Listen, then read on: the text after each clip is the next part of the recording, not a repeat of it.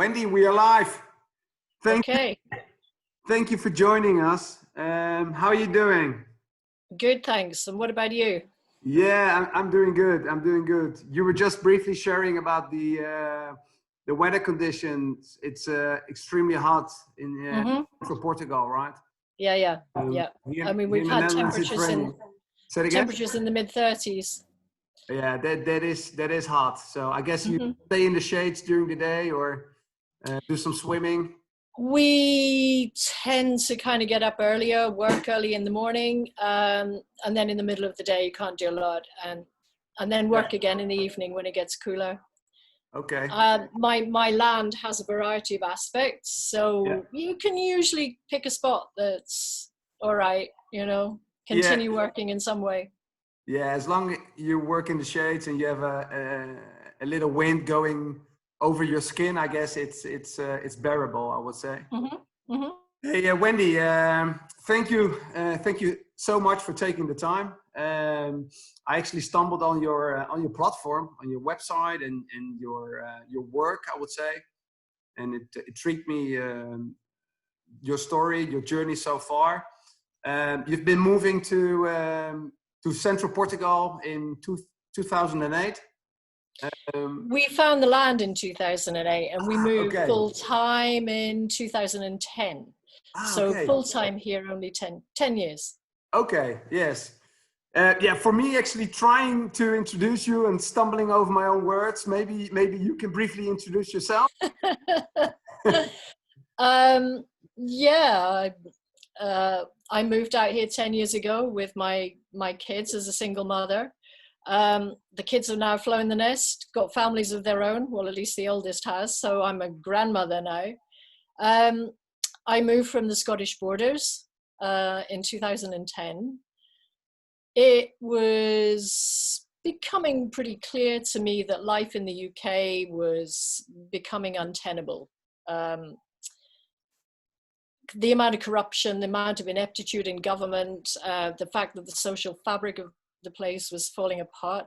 I wanted to be able to have a roof over my head that I could guarantee for my children, food in the garden, to have a little bit more agency in what happened in my life and not be such a victim of the way society in general was going. I mean, I've kind of been waiting for the system to collapse since about 1980. Okay. I used to work in financial services for a decade and realized then through studying economics and how the whole system functioned that it was fundamentally unsustainable. So yeah, I've been waiting for it to collapse since then. Yeah. As far as I'm concerned, bring it on, Yeah.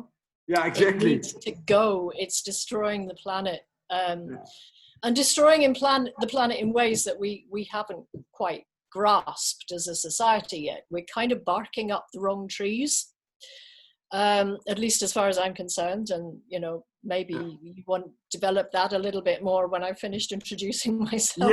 Yeah. So I came out here to Portugal kind of accidentally. I had very good friends back in the Scottish borders who were also into permaculture. We'd studied a fair bit of theory. We wanted to know what it was like in practice. So we thought we would go volunteering. They are from much hotter countries than me. One is from India, one is from Italy. Okay. And, they were sort of sitting there in Scotland going, look, you're from this place, but we're from hot countries. We need to get some sun. That was about the third summer in the row, I think, in Scotland where we've barely seen the sun. Yeah, that's fairly normal. But anyway, so we started looking in Southern Europe.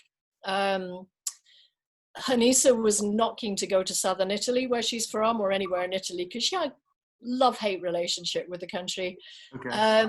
So we thought, okay, Spain. And we started looking for places that accepted volunteers. But everyone we applied to, they were either already full or they didn't reply, or one way and another, it didn't work out. And then completely by accident, they stumbled across a Quinta in Portugal, in central Portugal. There were vacancies for volunteers, so we could come. And at that point, Portugal wasn't even on the radar. at all, you know, so much so that we hadn't considered it even.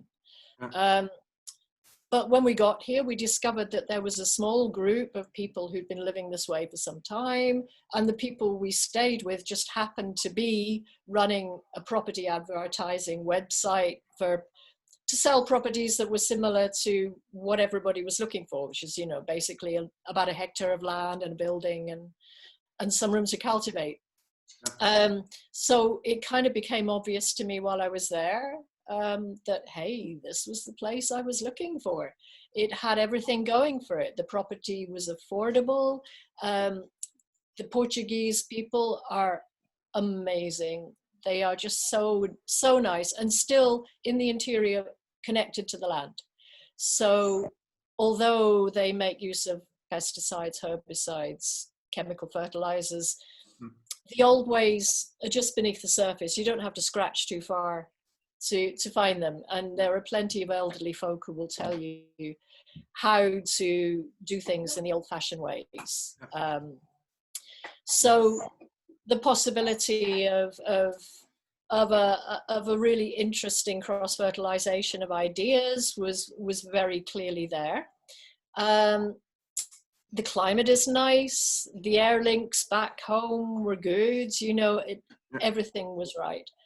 And I came back out again 6 weeks later with my eldest daughter this time, and we found this place, you know. Okay.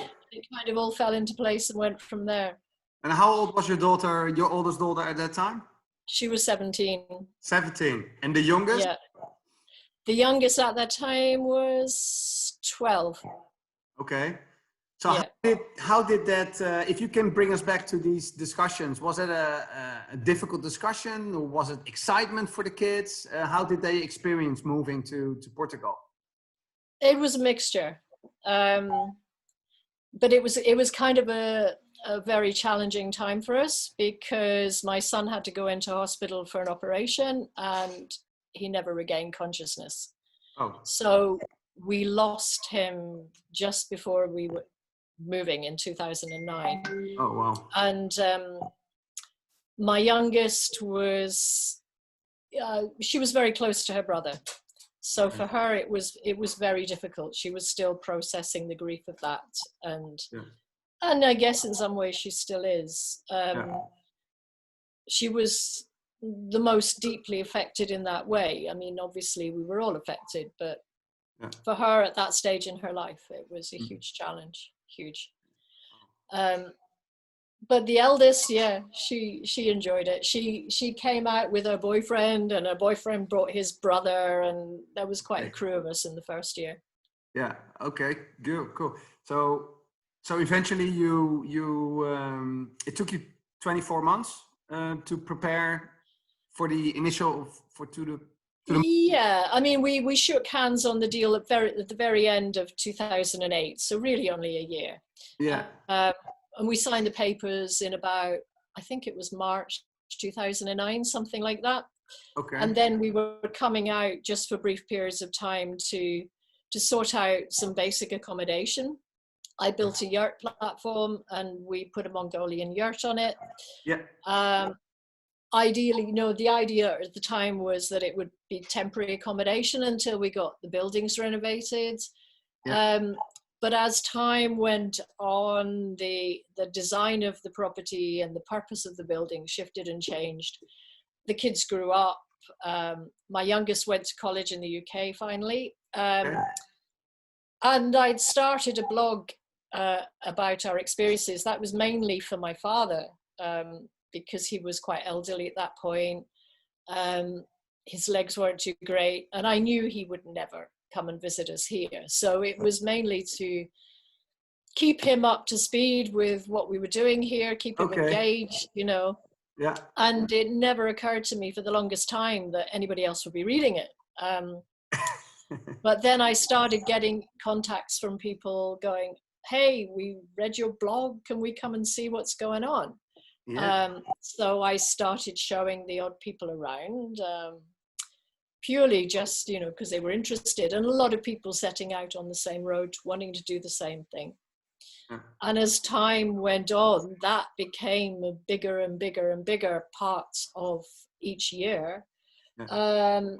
And then the idea of running courses, Yeah. that was always there. I mean, to move to a place like this, to the interior of a southern European country where there has been an enormous amount of rural depopulation, you've pretty much got to bring your income with you. The economy, such as it is on its knees. There really isn't a lot here going on. And it's the same problems as you find worldwide. The rural populations are pretty much shackled to environmental abuse for the sake of satisfying basic needs. So the environment is a history of their lack of opportunity, and the state of the environment now is it's needing urgent addressing. The fires here in Portugal are getting worse. Fires are normal in Mediterranean climates, but generally, they're low intensity ground fires. They just clear the surplus vegetation. It's nothing particularly to worry about. It doesn't destroy people's lives or people's properties. But with the plantations of eucalyptus for pulp, basically Portugal supplies Europe's toilet paper. With all of that, the fires have been growing in intensity. This is an incredibly inflammable tree. It will take the fire straight up into its crowns because this is how it reproduces. It needs fire to reproduce. So basically you plant a tree that needs fire to reproduce, you have fires. And the one we had in 2017 was that was off the charts. Fire, right? 2,000 square meters. 2,000 square kilometers in 24 hours. In 24 hours, that is amazing. So, your property was affected? I've seen the pictures. Did everything burn down, or were some sheds still standing? Not everything. No, I lost one building, what we call the wee house, because it's tiny, and wee is Scottish for small. Nothing to do with toilets, as some people sometimes think. We lost that. That burnt out completely. Part of the bathroom burned, of the roof, but it was repairable. The main building escaped completely. The yurt escaped. I'd set a sprinkler going on the roof before we had to evacuate. Oh, yes. That's what saved it. Oh, that's so smart. And really, I lost a lot of trees. All the pines in the plantation above the Quinta, which were part of the property, are all dead. And a lot of young chestnuts, cherries, they're still alive. They've come back from the root, but the main part of the tree that existed prior to the fires is dead. It's all gone. So how often the bushfires? It happens on a regular basis, but this one in particular was it was unprecedented. Unprecedented. It had a hurricane behind it. It was moving at 20 times normal velocity. And it was incredibly intense. Everything burned. Lives were lost. People lost their homes. People lost generations of family businesses. And the damage in the interior is still extensive. People have not been properly compensated. Goodness knows where the aid money went. It's the usual story. You see it everywhere. Exactly. Whatever country in the world, no matter how civilized, So was the bush? It was summertime. So you had a lot of volunteers. No, it was October. It was October. Okay. So you were alone on the property at that time? No, I had a family of Australians staying with me. They had bushfire experience, so we were actually preparing to stay and defend. But when the fire eventually came, I live in what is a big valley system, effectively a bowl. We're surrounded by ridgelines in all directions except for north. And the fire propagated right the way around the valley rim and then joined up at the exit. So we were completely surrounded. There was no escape. And as the fire closed back down into the valley systems, it kind of came in this pincer action. So we had 3 fire fronts from 3 different directions simultaneously. there was absolutely no way we could defend against that, so we had to evacuate. Okay. Well, luckily you still managed to escape, right? Yeah. There's a footpath down to the nearest village, and the villages tend not to burn as much because there's not as much combustible material. So we took the cats and the dog and walked down the hill to the village, got there about 20 minutes before it completely closed in. And yeah, there were a few houses lost in the village, but there was nothing we could do. There were no firefighters. There was nothing to fight the fire with.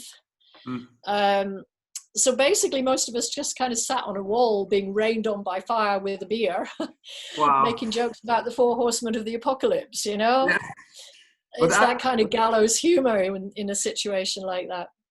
Yeah, but I guess, yeah, of course. I mean, but I mean, seeing these fires, and you've been building that property up for so many years, I guess it's terrible, right, to see it go up in flames. So did you go back like the next day, or did you had to wait for a couple of days? No, we went back the next morning. Things were still burning and smoking, but I was able to sort of put them out, and then discovered the extent of the damage, obviously. And it was fairly obvious that my work here wasn't done, so it would be a case of rebuilding. Yeah, the overwhelming feeling, I think, was, oh God, I got to do all that work again. Yeah. So I was wondering, you know, how do you bounce back, you know, after a bushfire like that? And my initial question was actually as well, did you have any building experience like in 2010 when you moved from the UK into Portugal? Because you've been building a lot. Did you had a lot of work, or you figured out everything on the go? How did you manage building up these properties? Bit of everything.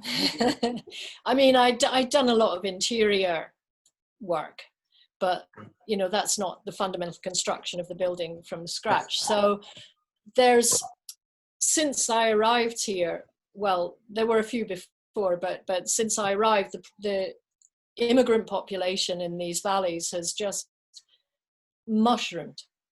It's quite incredible how many people keep coming. To begin with, we all just kind of found our own way here. I think if you asked any of us who originally arrived, we would all say that the place found us rather than the other way around. There was definitely that sense of it. And then from that point on, people just kept coming. And now the place has a reputation. So you see on the Portugal forums that a lot of people are going, oh, I want to go to Benfeita and find out what it's about. The word has spread. But what is quite extraordinary, I suppose, about the community in these valleys is that we're quite concentrated in a small area. And because of this bowl we live in, it has a sense of containment. I mean, we quite often call it the Benfeita bubble. You know? It's a bit like living in a bubble at times. Yeah. But because of the large number of us, I guess about maybe 170 adults and maybe 50 kids, many of them born here. Yep. We are now kind of like living in this social experiment, basically. How can a bunch of folk from a wide variety of countries form a community? And to begin with, we were all pretty good at organizing parties, but not much more than that. And now we are moving into a phase of being a little bit more serious and grown up about it all, and creating community organizations and structures and ways of being that are founded on much more sustainable principles.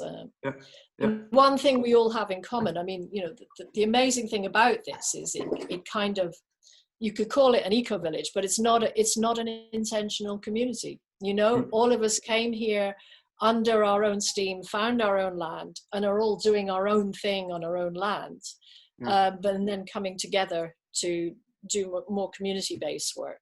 Exactly. So it has a lot of advantages that, you know, we don't have any shared dogma. Everyone has their own ideologies. We all share the desire to live in a more sustainable way. That's about it. Which means kind of that we get together on the basis of need rather than ideology. And it works. It works. It really does work. So we've got a little education project for the area's kids now. Okay. It's not a school. If we called it a school, we'd have to go and jump through all the necessary official hoops. But it operates 3 days a week to supplement the kids' home education. Okay. And they all get together and they do awesome projects together, and they're brilliant kids, you know. Yeah. They're absolutely I think especially for kids, you know, living on a farm, it's a brilliant experience. But like interacting with other kids, I would say that's something they enjoy doing as well. So having these kids play around for 3 days a week, I think that's huge. So what's the ideal plan for, you know, a young family having kids in your area? Do you recommend them to put them on the local schools? Are there good international schools in the area? There's no international schools. The local schools are fine, but they're very traditional. Foreign kids don't always get an easy ride of it. I mean, it's fantastic for them to learn the language. It's the best and shortest way to become fluent in Portuguese.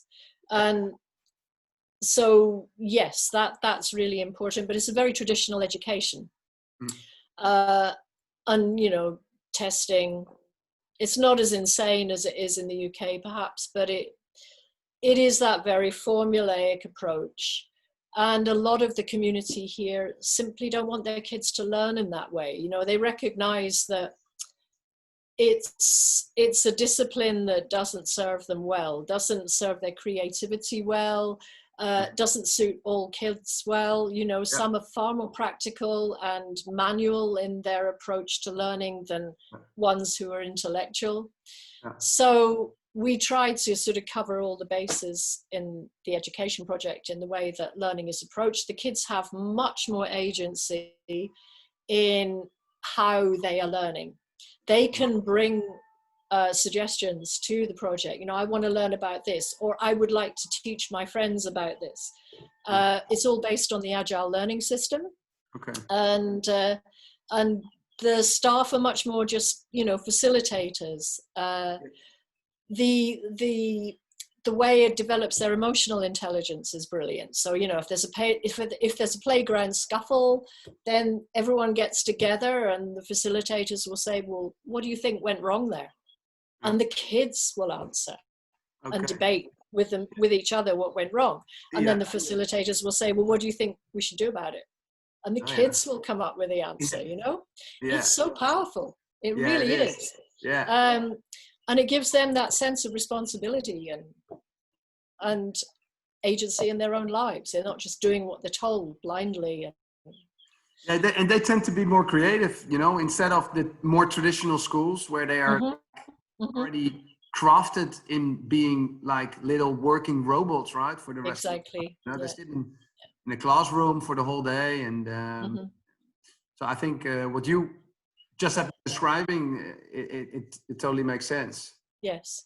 And, you know, I mean, the conventional system's all very well for kids who are academically gifted, but for those that it doesn't suit, you know, they leave with their confidence in themselves and their belief in themselves pretty much destroyed because they come to see themselves as hopeless, inferior, you know, when they're not at all. You know, they might be an extremely talented carpenter, mechanic or whatever, but they just haven't been given the right environment to develop that. Exactly.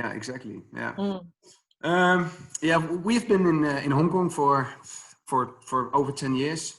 And obviously we have chosen our kids to be educated on an international school because learning Cantonese is maybe not the best thing, right?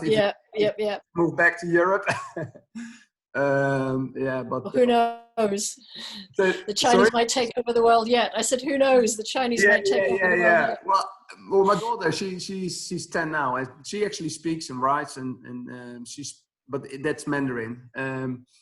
He enjoys it as well. But my son, then again, he rather do some push-ups than learning a foreign language. Mm-hmm. So Mm-hmm. yeah, there's no one size fits all, I would say. No, there's not. Yeah. And we need an education system for our children that, well, for all of us, that Yeah. recognizes the genius in everyone. Yeah. So if we go back to your property, Wendy, Mm-hmm. what kind of state the property was in? It was. It wasn't the worst I've seen. It hadn't been used for a number of years, but it had been occasionally maintained, so it wasn't so completely overwhelmed by brambles that some of the places I've seen were. I mean, these things can get like right up into the trees, 6 feet or more high, and it becomes quite a mission to eradicate them. So this property had been kept clear every so often, but not used. So it was kind of starting from scratch. The soils were quite degraded in that they're chronically lacking in organic material and life. I mean, the Mediterranean climate is quite a challenge. Because you have these very, very dry summers, and the soil can dry out completely.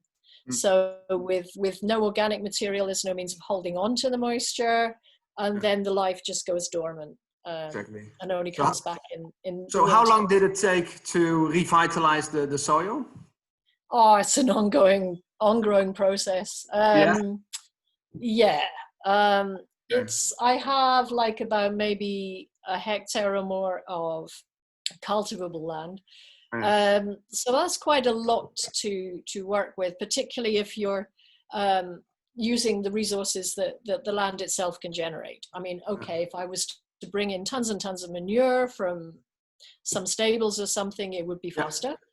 But I am trying to do most of what I do with locally resourced materials. So allowing the land to regenerate itself. And I mean, it's about working with nature, so you're not imposing your idea of what you think it should be, but gradually working with the regeneration process to build up fertility, build up the vegetation, increase the water retention, and bring the place back to life. Yes. So what I find interesting is that you see a lot of electricity generated by solar panels, but you generate your electricity by water, right? You have a little. No, I have solar too. Okay, solar as well. In fact, I mean, solar's the main component. Okay. The water is highly dependent on how much water runs through the stream, and it's a winter thing. My property faces, well, it goes into a stream valley and around it, but the main direction of the stream valley is northeast. So a lot of the land is north facing. I have a big ridge to the south.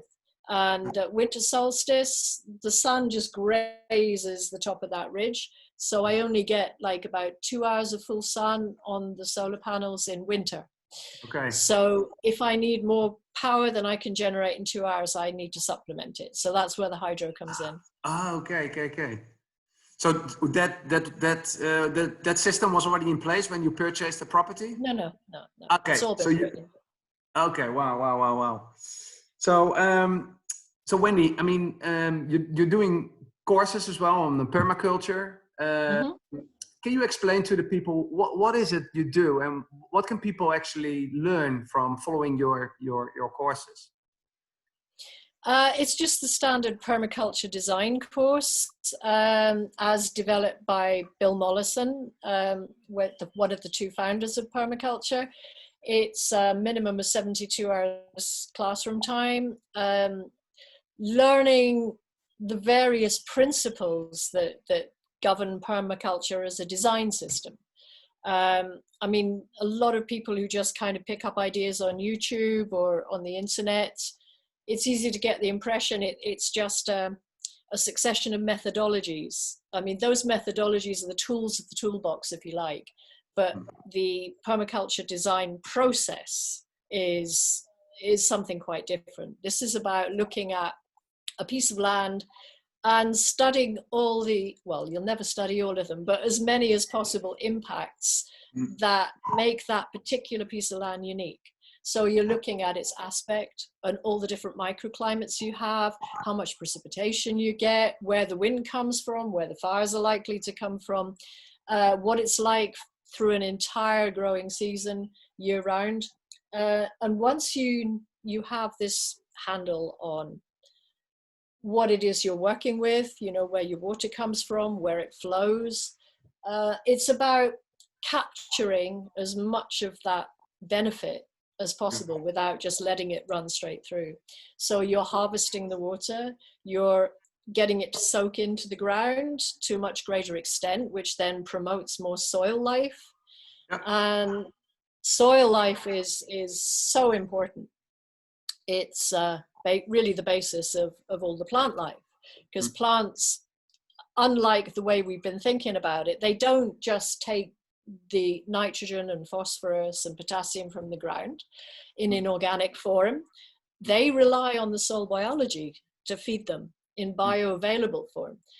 And so what we've been doing with fertilizing the ground is essentially wiping out most of that soil biology with the concentration of salts we're putting into the soil. And the plants are really only able to take up a tiny, tiny amount of it. So most of it washes off, goes into the rivers, causes algal blooms in the oceans. And we're a disaster, really, you know, as a species, in terms of our understanding of the land. So the whole thrust of permaculture is really to develop eco-literacy, is to put people on the path of understanding how to work with natural systems and processes to enhance the productivity of the land and to get nature to do most of the work for you, because it will, you know, once you set the right conditions up, then nature takes over and you just start to get to the point where you can sit back and enjoy it to a larger extent, which will suit me, because by that time I'll be getting too old for humping sacks of goodness knows what around the place.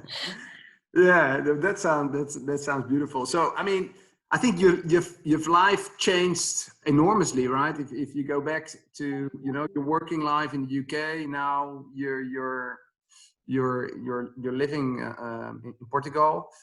What have you learned the most from, you know, being in Portugal?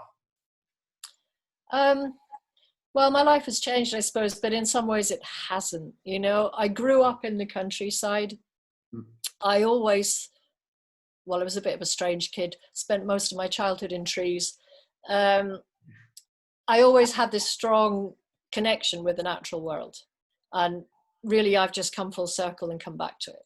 So in some ways, that hasn't changed. You know, I feel much more in place where I should be, learning to listen to more instinctive, intuitive processes, far more than just using human logic the whole time, because the logic without that inspiration, without that information from a connection with the natural world, just goes off on irrelevant tangents and takes us away from the connection to the system that we need in order to work with it and not destroy it, you know? And that's what we've lost in our overemphasis on logical processes, objective measurement, which there's no such thing, you know? So for me, it's been a real homecoming in many senses, is finding that relationship with the natural world. And Portugal is it's an interesting country. You know, you cannot use that Northern European brain set here. The country will frustrate you at every turn. If you expect things to go according to plan, you know, forget it. You'll just give yourself stomach ulcers and total stress, because the country won't have it. You know, you kind of just got to go with the way things want to go. Exactly. So it has a nice way of forcing that. And yes, I mean, you can learn these processes, you can learn that connection everywhere, not just in Portugal, but Portugal, I think, I'm not quite sure why it's attracting so many people. I think, well, you know, the circumstances are right. The property prices are right for a lot of people. A lot of us from all over Europe are finding now that unless we've got those approved jobs that pay a lot of money, that we can't afford to live in the cities anymore. Life becomes more and more difficult. People are under more and more stress, having to work several jobs just to keep the bills paid. Yeah. It's destroying us as a culture, as a people. It's ruining our health, and people are being more and more pulled, looking for a way out. And from my perspective anyway, I think Portugal has the potential to lead Europe into a much more sustainable way of life. A lot of the elements necessary are still here. The country hasn't participated in the industrial development of the North to the same extent. I mean, the Portuguese themselves would see that as a failure. You know, they kind of have a bit of a national inferiority complex about it, but actually it's their strength, you know? Yeah. It's their strength. And we find this, you know, quite amusing, I suppose, in some ways in these rural areas, in that the local people are still trying their best to send their children away, you know, leave here, there's nothing for you, go and make your money in Switzerland, elsewhere in Europe, there's nothing here. Yeah. But, you know, here's all of us coming, and they're going, why do you want to come here and live in animal houses? And, you know, it's a hard life. And we're going, yeah, look, but we've been where you're trying to go. Turn around, because it's a dead end, you know? Yeah, sitting in a cubicle for 9 hours a day, you know, you know, buying more stuff just to pretend you're happy and to pretend your life is super duper on social media. It doesn't work, right? Before you know it, you are in debt. You have so many and trapped, and you're thoroughly trapped, you know, and then you're stuck. There's nowhere else to go. Before you know it, you have kids, a big house, and all that stuff, and you know, and I guess that's one of the reasons as well. A lot of people are taking medicine, right? To sort of escape. And I think the majority in the Western world, I would say, well, let's say in the Northern European countries, they realize that shit, this is not it, right? So I think no, it's not. It's not what we evolved as part of this planetary ecosystem to do. We're part of nature, you know? We have this habit of seeing ourselves as separate from it, distinct from it, which justifies our exploitation of it. We're part of it. We have a role to play. You know, we're cells in its body, and it needs us to remember what it is we should be doing. Exactly. Which is taking care of the land. And really that's the cause of the problems we're experiencing. Climate change, you know, and this emphasis on fossil fuel burning, it's a little bit of a red herring. Sure, it contributes, and we do need to degrow our economies massively. But the real problem is that we're desertifying land at a phenomenal rate. We're degrading soils, we're cutting down forests, and it's life that creates the conditions necessary for life. You know, it's that simple. And if we're removing all that life, you know, the sixth mass extinction that's taking place, if we're removing all that life, the planet cannot keep making the conditions necessary for life. And we're part of that, you know? We're committing slow suicide without realizing it. And we still think there are techno fixes. There aren't. It's not the way. And I think that the same goes as well with the food chain, right? I mean, it's like, you know, we factory farm pretty much thing nowadays. It's not meant to be, right? I've lost your sound. Oh, you're still here? Yeah. Okay. No. So the last I got was with the food chain. Yeah, that we tend to factory farm our foods, which is not how it's supposed to be, right? Yeah, absolutely. We have no clue where the food we consume is coming from. We have no idea how it's been grown. The animals are fed. What medicals they have been injected in. It's crazy. And I think, I guess, going back to nature, and it's exactly what you have been doing for the past decade or so, right? It's growing your own food, and I think it sounds so appealing to the most of people, right? But then again, if you're stuck, there's no way to go. So. And I mean, never stop learning to actually be very humble, because no 2 years are the same. You can't grow to a specific formula, because conditions are constantly changing. So you have to have this awareness of how you're going to adapt to those changing conditions in order to grow your food. And I mean, for the work I'm doing here, a lot of the emphasis has been on putting in more perennial systems and trying to get away from this annual vegetables that we consume. You know, mostly in our various racial histories, we consumed a lot more perennial fruits and plants. And there are loads of them available still in the wild for us to harvest. This devotion to a few varieties of annual vegetables, all that really serves are the people who are producing the seed and want to trap us into having to buy it every year. Saving your own seed, they're trying to make it illegal. So, and that's been going on in the EU for some time. They keep trying to push it. Quite how they'll police it, I have no idea. But I mean, it's insane, because what we should be doing is actually increasing diversity rather than decreasing it, you know? The more you grow and save your own seed each year, the more that plant becomes adapted to your particular location. And the more successful it will become as a result. That makes sense. So are you a vegetarian, Wendy? You're eating animal products? No, I have no problem with eating animal products if they are raised humanely and properly and managed well. If you think about it, you know, it's about understanding the ecology. For the grassland ecosystems of the world, not so much Northern Europe, perhaps because it was more forest based, but, you know, looking at the United States, the whole of the Midwest, that vast prairie, that grassland ecosystem co-evolved with millions of bison, millions of them.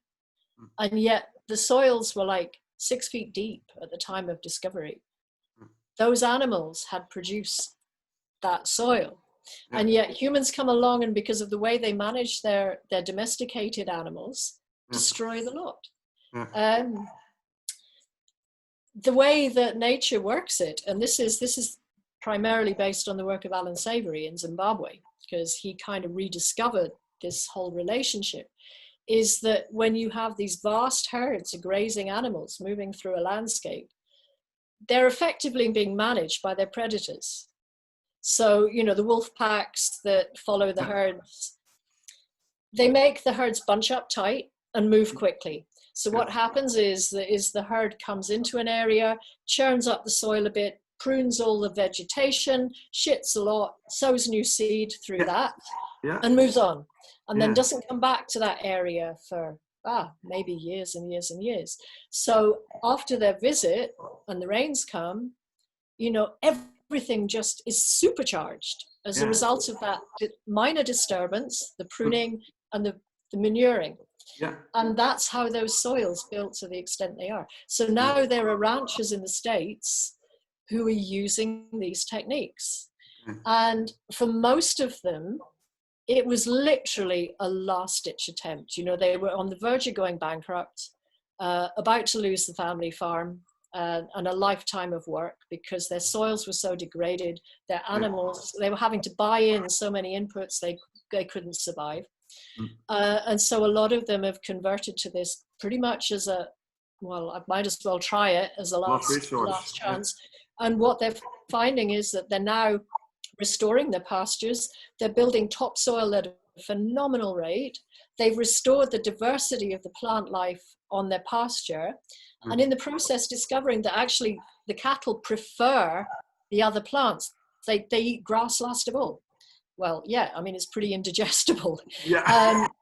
And when they're allowed to self-select like that, they're getting fat, they're healthy, the vet bills are plummeting, and lo and behold as well, because they're eating these plants that are much more digestible, they don't produce anything like as much methane. Okay. So it's all in our management. It's all in our management, not the animals. It's no good demonizing the animals. No.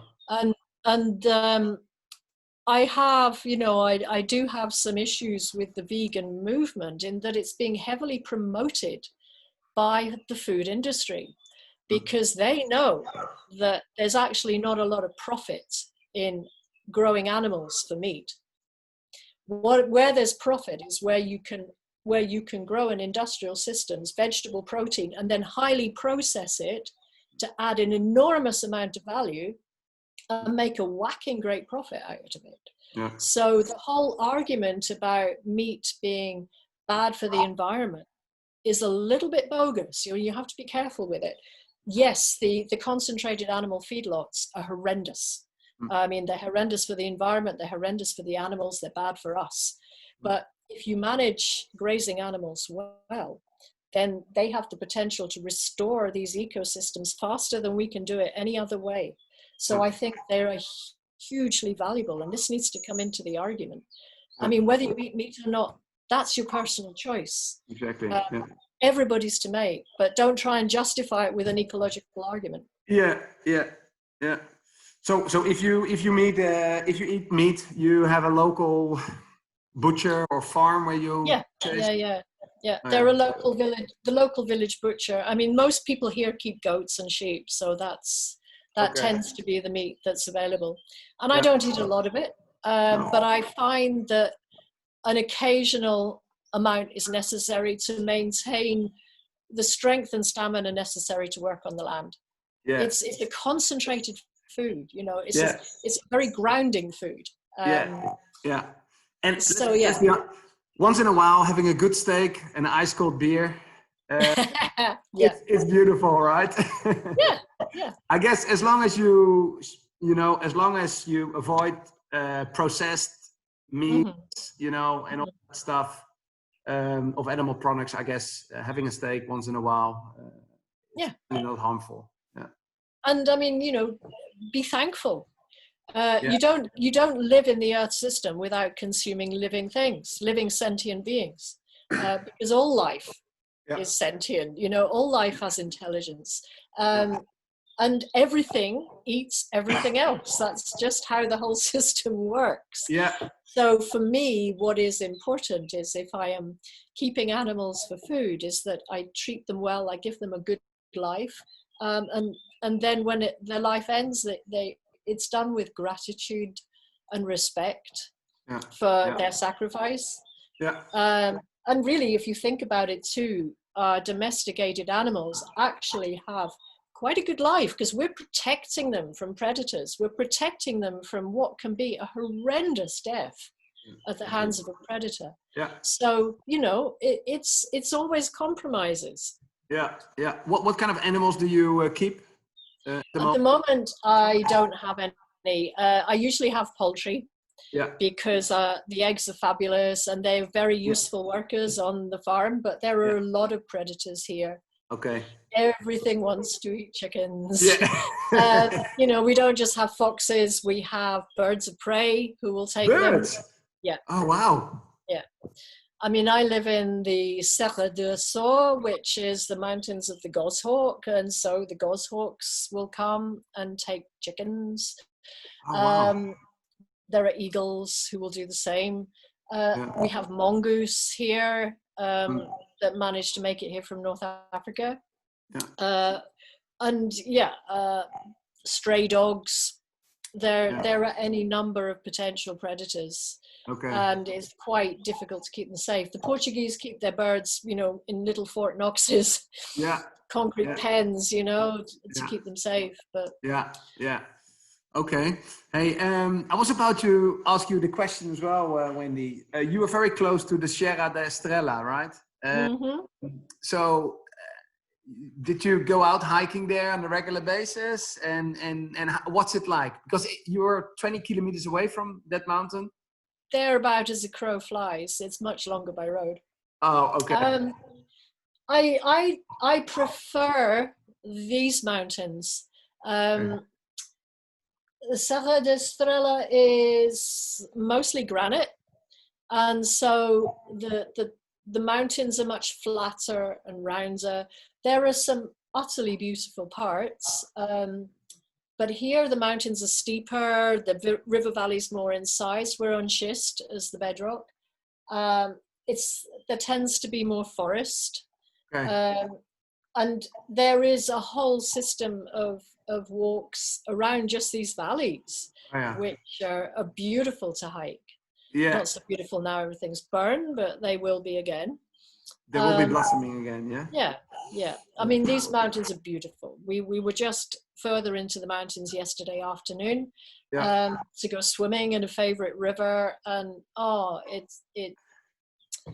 who could ask for more, you know? Yeah, exactly. Yeah, I guess that's magical, right?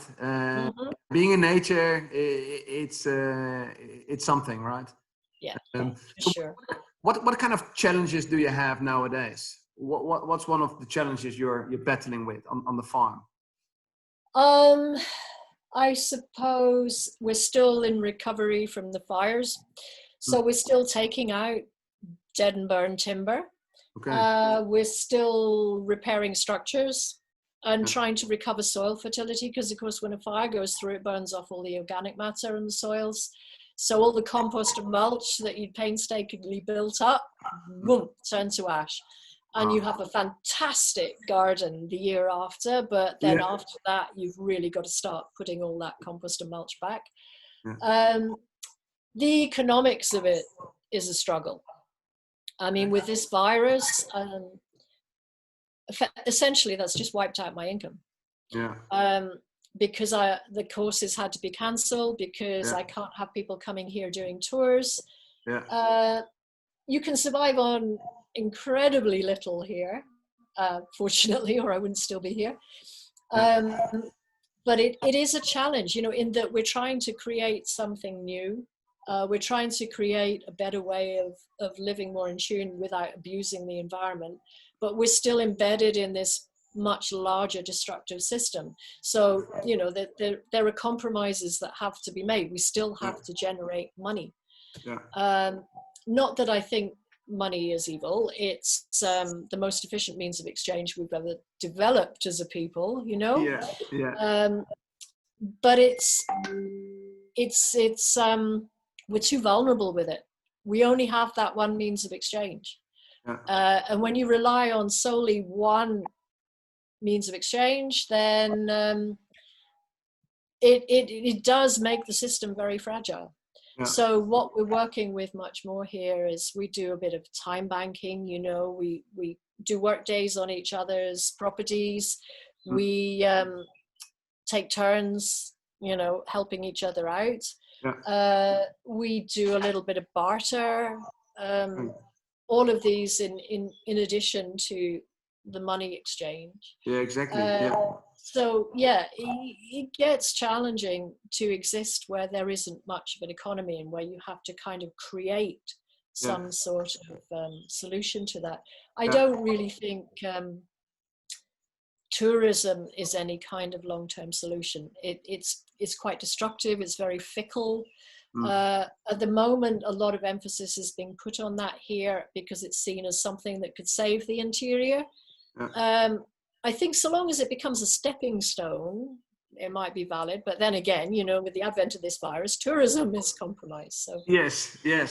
But luckily, I mean, it looks like the majority of the countries are opening up again. Although there are some areas again where I think the COVID-19 has played up again. But so the next courses you have scheduled, they are for September, you said, right? September, yeah. Okay, so fingers crossed. Nothing bad will happen, and these courses will be will be go as scheduled. I hope so too. So Wendy, what's your plan? Where are you in 10 years? You're still farming the land and you're still living in Portugal, or your kids? I don't have a plan. I No. just don't have a plan. You know, Yeah. I could easily be here, Yeah. still working on the land. That would be wonderful. Yeah. But who knows what's going to happen between now and then? You know, Yeah. we're in changing times. Yeah. And I will just continue to listen and pay attention and respond to where it seems my energy should be directed, you know. Yeah. Yeah. And that may well be here, or it could be something completely different. I have Yeah. no idea. Go with the flow, right? Sometimes Yep. having no plan is a plan as well. So yeah, although as a great friend of mine would point out, only dead fish go with the flow. oh. So yeah. An intelligent swimming with the general current, shall we say. Yeah. Okay, wow. Yeah, I see that we have been chatting already for an hour, and Really? Yeah. So time flies, right? I feel that we can speak for another hour. Again, I think your journey is so inspiring, and I would love to visit Portugal and meet you in person as well, and hopefully learn from you on the permaculturing side of it. So if you have kids, it's not advised to take them over, right? I don't see why not. Okay, that will be perfect. So for age are you? What you mean for the courses? Yes. No. I mean, it wouldn't be suitable for the courses because you're in an intensive learning environment all the time. Yeah. I suppose, the ideal then would be that one of you participates perhaps and the other is somewhere else with the kids. Yeah. Go out hiking or something. Yeah. I mean, this Quinta, I've experimented with having small kids here, but it's quite difficult. I mean, it's a difficult landscape for younger children, particularly if they're not used to it. There are, unfenced ponds, 4 meter drop-offs, the edge of every terrace. Okay. It's full of hazards, So the parents, they should sign a waiver at least. Yeah.